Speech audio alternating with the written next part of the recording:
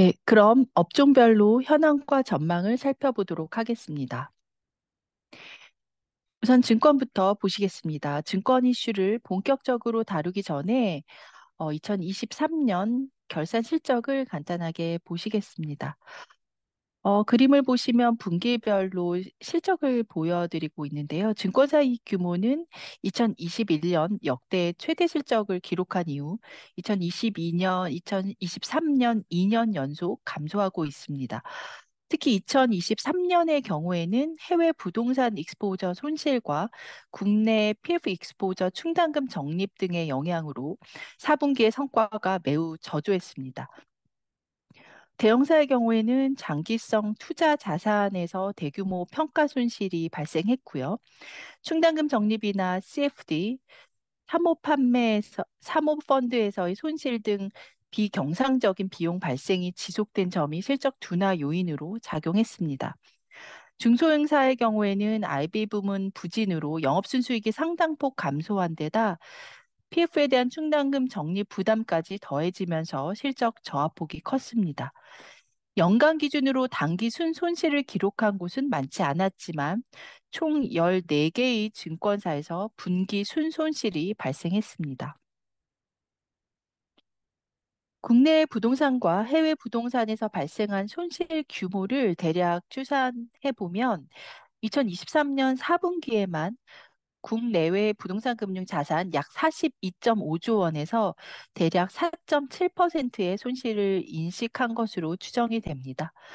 또 저희가 관련 손실 인식이 본격화된 2022년 4분기부터 2023년 4분기까지 인식한 관련 비용을 합해보면 이 익스포저의 약 12.9%가 국내외 부동산 익스포저에서 누적 손실로 인식된 것으로 분석됩니다.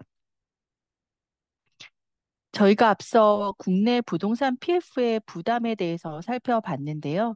증권사의 경우 부동산 PF 외에도 해외 부동산 이슈에도 노출되어 있기 때문에 저희는 국내 PF와 해외 부동산 리스크를 종합해서 양적 부담을 점검하고 있습니다. 브릿지론, 중후순위 본 PF, 그리고 해외 부동산을 합해서 산정한 모니터링 익스포저를 기준으로 볼 경우에 대형사에서 약 33%, 중소형사에서 약 42% 정도의 자기 자본 대비 부담이 산출되고 있습니다. 대형사의 경우 전체 리스크의 약 60%가 해외 부동산 부담으로 해외 부동산 리스크가 PF 이슈 못지않게 영향이 큰 모습입니다. 이번 3분기 실적에서 역시 대형사의 경우 해외 CRE 손실 부담이 실적의 부담으로 작용했는데요. 오른쪽 그림을 보시면 내년 2.2조 원을 포함해 2025년까지 약 4.3조 원의 만기가 도래하고 있어서 지속적으로 실적의 부담으로 작용할 것으로 예상이 되고 있습니다. 해외 부동산에 대해서 조금 더 말씀을 드리면 왼쪽 그림과 같이 해외 부동산의 경우에는 최근 문제가 되고 있는 오피스 위주로 투자가 이루어졌는데요. 주로 미국이나 유럽 지역을 위주로 투자되었습니다. 올해부터 오피스를 중심으로 밸류에이션 하락에 따른 평가 손실 인식이 본격화되고 있는데요. 미국이나 유럽의 경우 국내보다 금리 상승폭이 훨씬 컸기 때문에 트로피 에셋과 같은 경우라 하더라도 감정가가 하락하는 경우가 나타나고 있는 상황입니다. 특히 증권사 해외 투자는 지분 투자가 일반적인데 레버리지 투자로 이루어졌기 때문에 감정가 대비 하락 폭이 클 수밖에 없었습니다. 다만 저희는 단순 감정가 하락 이슈보다는 공실 증가 등 펀더멘탈 이슈가 발생하거나 대출 커버넌트 조항 미준수 등의 이유로 인해서 선순위 대출 리파이낸싱 과정에서 유동성 부담이 확대되는지에 더 주목하고 있습니다. 대형 증권사의 경우에는 평균 이익의 약 70% 정도에서 CRE 부문의 손실이 발생할 수 있을 것으로 예상되고 있지만 일부 증권사의 경우에는 이보다 상회하는 수준이 나타날 수 있을 것 같습니다. 다만 CRE 손실이 만기나 지역 분산을 통해서 이루어지고 있기 때문에 손실이 발생하더라도 상당 기간 분산되어 인식되는 점을 고려하면 2개년 영업 이익을 기준으로 판단할 경우 대부분 이익 규모 내에서 흡수가 가능할 것으로 판단합니다. 이번 슬라이드는 모니터링 익스포저를 만기별로 보여주고 있는데요. 대형사, 중소형사 공이 2024년 만기 규모가 다소 큰 것을 알 수 있습니다. 대형사의 경우 올해까지 만기가 도래하는 해외 자산 약 5조 원이 부담이 될 것으로 예상되고요. 중소형사의 경우에는 역시 브리치 2.7조 원이 가장 큰 부담으로 작용하고 있습니다.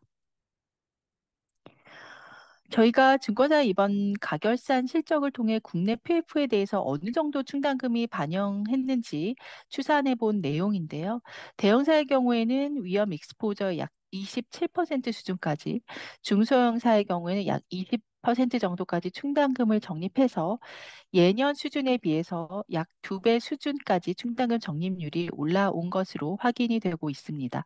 아직까지 추가 적립이 필요한 것으로 예상되지만 올해 상반기까지 추가 적립이 이루어질 것으로 예상되는 점을 고려하면 올해 안에 국내 PF와 관련해서는 과거에 비해서 손실 흡수력에 상당한 진전이 될 수 있을 것으로 예상하고 있습니다. 네, 이상으로 증권에 대해서 설명 마치겠습니다.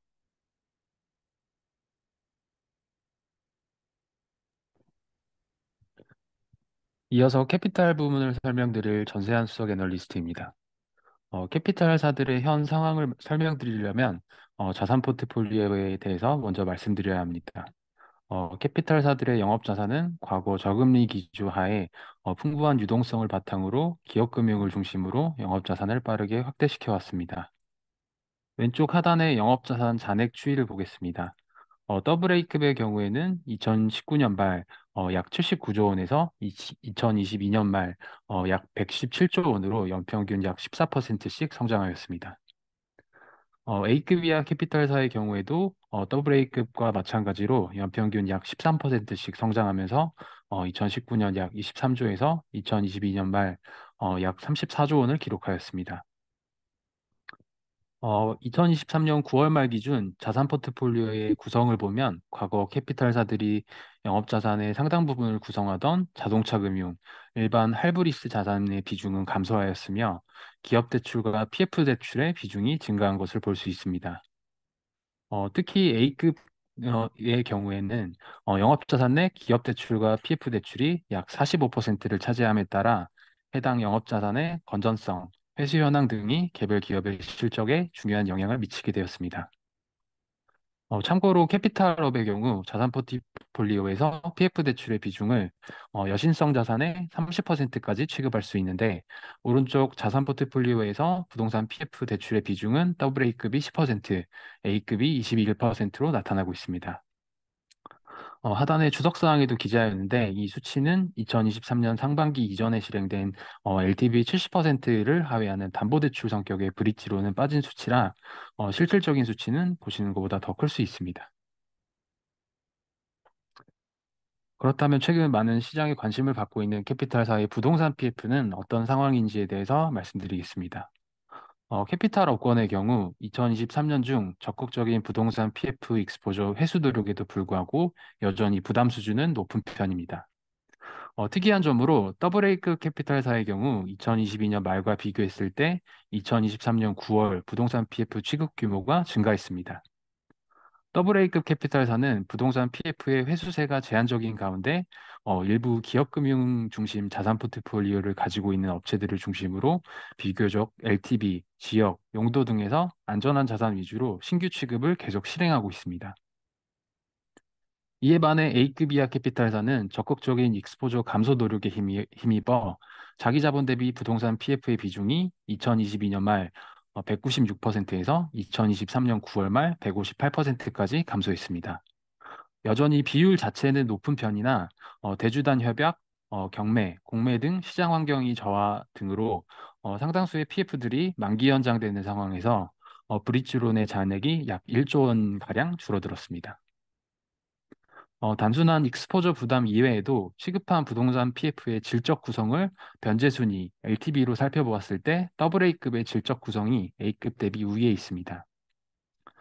본 PF 분양 부진, 브릿지론 재구조화 등 부동산 PF의 정리 과정에서 선제적인 손실 흡수 가능성이 높은 중우순위의 비중이 AA급은 약 29%, A급은 40%를 차지하고 있습니다. 2024년 중에는 2023년 대비 정리 절차에 돌입하는 사업장 규모가 증가할 것으로 예상되며, 감독 당국 또한 적극적인 충당금 적립을 유도하고 있어 부동산 PF와 관련된 자산에서 손실 부담이 확대될 가능성이 다소 높아지고 있습니다. 부동산 PF와 관련된 부실 우려는 대손 비용으로 인한 손실 여부를 넘어 지속되고 있는 고금리 기조와 맞물려 캐피탈 회사들의 조달 환경을 저하시키고 있습니다. 앞서 서두에 말씀드린 바와 같이 캐피탈사들은 저금리, 고유동성 시기에 영업자산을 빠르게 확대시켰으며 영업자산 신규 취급을 위한 자금은 대부분 회사채 발행을 통해 충당되었습니다. 어, 여전체의 평균 만기가 2년에서 3년인 수준을 감안할 때 2024년부터 상당수의 채권의 만기가 도래함에 따라서 업권 전반으로 차환 리스크가 상승하고 있습니다. 신용등급별 차환 현황을 살펴보면 더블A급 캐피탈사는 다소 변동성이 있으나 2023년에도 대체로 100%를 상회하는 차환율을 보여왔습니다. 이에 반해 A급 이하 캐피탈사는 전반적인 차환율이 하락한 가운데 2022년 하반기 레고랜드 사태, 그리고 2023년 12월 태영건설 워크아웃 등 이벤트 리스크 발생 시 회사채 차환율이 크게 저하되면서 차환 리스크가 빠르게 상승하는 점을 참고할 수 있습니다. 앞서 설명드린 바와 같이 차환 리스크가 상승함에 따라 각 업체들의 유동성 대응 능력 점검 필요성이 증대되고 있습니다. 캐피탈 업권은 별도의 수신 기능이 없어 차입 부채 대부분을 시장성 부채에 의존하기 때문에 조달 안정성이 신용평가의 중요한 요소 중 하나입니다. 최근 캐피탈사들의 1년 내 만기도래 자산 부채 현황을 살펴보면 신용등급별 구분 없이 모두 감소세가 뚜렷합니다. 영업자산은 평균적으로 만기가 2년에서 3년 정도에 회수 시기가 만기에 집중된 기업 대출의 비중이 증가함에 따라서 듀레이션이 증가하고 있고, 부채의 경우 2022년부터 이어진 고금리 기조의 지속으로 점차 만기가 단기화됨과 동시에 과거 조달하였던 채권의 만기가 최근에 집중되고 있음에 따라서 유동성 부담이 확대되고 있습니다. 특히 1년 내 만기도래 자산의 경우에는 회수 가능성이 다소 저하된 부동산 PF 관련 자산도 다수 포함되어 있음을 유의해야 할 것으로 판단됩니다. 즉시 가용 유동성의 경우 3개월 내 유동성 대응 능력을 살펴볼 수 있는 지표인데 AA 급, A급 이하 캐피탈사 모두 100% 이상을 유지하고 있습니다. 다만 빨간색으로 동그라미 친 부분에서 살펴볼 수 있듯이 2022년 레고랜드 사태 당시 A급 이하 캐피탈사는 즉시 가용 유동성이 빠르게 저하되는 모습을 볼 수 있었습니다. 2024년에 캐피탈 업권 및 금융업권 전반으로 급격한 자금 경색이 발생할 경우 A급의 대응 능력이 AA 급 대비 다소 취약할 것으로 예상됩니다. 이어서 캐피탈사들의 자본 적정성 현황에 대해서 말씀드리겠습니다. 계속된 자본 확충과 이익 누적, 최근 자산 성장세의 둔화, 레버리지 관련 규제 실행으로 캐피탈사들의 레버리지 부담은 다소 낮아졌습니다. 2019년 기준 평균 AA 급 9.4배, 2021년 기준 A급 6배까지 증가하였던 레버리지 배수는 2023년 9월 말 기준 각각 7.1배와 4.9배를 보이고 있습니다. AA급의 경우 조달 안정성이 A급 대비 상대적으로 높아 고 레버리지 전략을 추구하는데 레버리지 배수 규제 강화 대응 차원에서 2021년에 다수의 자본 확충이 잇따르면서 7배 수준으로 하락한 이후에 해당 수준을 유지하고 있습니다. A급 이하 캐피탈사들은 조달 구조가 상위사 대비 열이하며 낮은 레버리지를 보이는 게 특징인데 최근에는 신규 자산의 제한적인 지급, 조달 환경 저하로 인한 차입 부채 디레버리징에 따라서 레버리지 배수가 하락하였습니다. 향후 부동산 PF 관련 부실 등 위험 익스포저의 현실화에 대비한 캐피탈사의 자본 확충 필요성이 증대되고 있습니다. 캐피탈사의 자본은 손실 흡수 능력 제고뿐만 아니라 영업 기반 확보에도 중요한 만큼 2024년에는 이익 누적, 계열 지원 등을 통한 자본 적정성의 제고가 중요한 시점입니다. 마지막으로 2024년 캐피탈사들의 주요 모니터링 포인트에 대해서 말씀드리겠습니다. 점검 사항은 크게 두 가지로, 첫째, 자산 건전성과 손실흡수 능력, 둘째로 유동성 대응 계획입니다. 부동산 경기 저하가 지속되고 있는 가운데 PF 시장 정상화를 위한 감독 당국의 관리가 강화되고 있습니다. 향후 건전성 저하 여신과 대손 충당금 적립 규모가 확대될 것으로 예상되며, 이에 따라 캐피탈사들의 재무 성과가 차별화될 것으로 판단됩니다. 대손 부담에 따른 각 업체들의 수익성 지표 저하 여부와 함께 자산 건전성 지표 등을 통해 유추할 수 있는 잠재 손실 규모에 주목해야 합니다. 아울러 충분한 충당금 적립, 자본 확충을 통해 유사시 발생 가능한 손실에 대해 적절한 흡수 능력을 보유하고 있는지를 확인해야 합니다. 부동산 PF 이외에도 경기 침체의 장기화에 따라 가계대출 부실화와 투자금융자산의 변동성도 함께 모니터링할 필요가 있습니다. 유동성 측면에서는 PF 부실에 대한 우려로 차안 리스크가 과거 대비 증대한 만큼 만기도래 자산 부채의 매칭 능력을 점검해야 합니다. 자기 자본 대비 부동산 금융 손실 부담이 확대될 것으로 예상되는 업체들의 경우 단기적인 유동성 대응 계획을 점검해야 합니다. 그리고 유동성 대응 계획에는 계열의 지원 가능성, 가용 유동성 규모, 자산 매각이나 축소 등의 사업 전략도 검토되어야 할 것입니다. 예, 이상 캐피탈 산업에 대해서 말씀드렸습니다. 네, 이어서 저축은행에 대해서 말씀드리겠습니다. 저축은행의 가장 큰 부담은 PF 이슈 외에도 가계신용대출이나 사업자 모기지론 등 건전성 부담 자산이 많다는 점입니다. 이들 자산이 영업자산의 60% 정도를 차지하고 있는 데다 레버리지도 9배 수준으로 높습니다. 즉, 위험 익스포저 영향을 보완해줄 안전자산 비중이 상대적으로 높지 않은 상황에서 자본 완충력도 낮다는 점에서 구조적 취약성이 있겠습니다. 저축은행의 경우 PF 리스크도 부담이 있지만 가계신용대출 역시 영업자산의 대략 50%를 차지하고 있는데요. 가계신용대출의 경우 코로나 기간 동안 2배 이상 잔액이 증가하면서 실질적으로 저축은행 자산에서 가장 큰 비중을 차지한 등 저축은행의 캐시카우 역할을 해왔던 자산입니다. 특히 대부업체 철수 시기와 맞물리면서 대부업 고객이 대거 유입되면서 가계대출의 가장 하방을 담당하고 있다고 볼 수 있겠습니다. 신용 점수 분포상으로 보면 하위 20% 비중이 50%에 달하고 있고 상위 50% 이내는 거의 없다고 볼 수 있겠습니다. 또한 2022년 하반기 이후 조달 금리가 대략 200bp 이상 크게 상승했지만 법정 상한금리 이슈로 대출금리 정가는 거의 이루어지지 못하면서 저축은행 적자의 가장 큰 요인이 되기도 했습니다.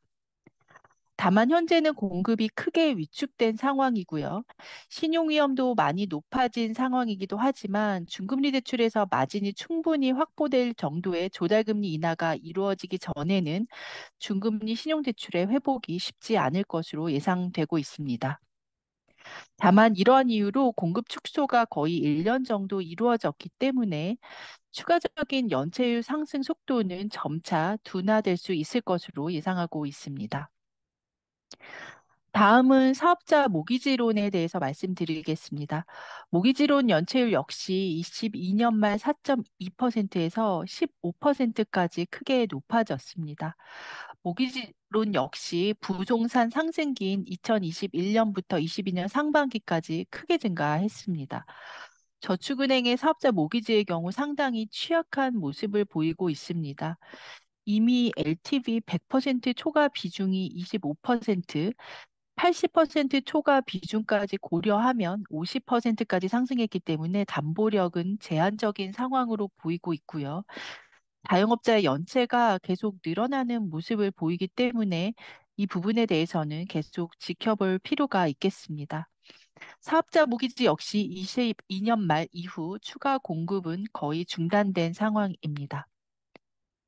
저축은행 유동성의 경우 결국 단기 조달 시장에서의 금리 경쟁력이 가장 중요하게 작용하는데요. 23년 4분기에 단기 조달 시장 금리 안정을 위한 다양한 노력이 지속됐습니다. 가령 은행 예금 금리 안정화를 위해서 은행채 발행 한도 제한을 해제했고요. 저축은행의 경우 23년 초부터 1년 이상 예금의 비중을 늘리고 보유 유동성을 꾸준히 확보했습니다.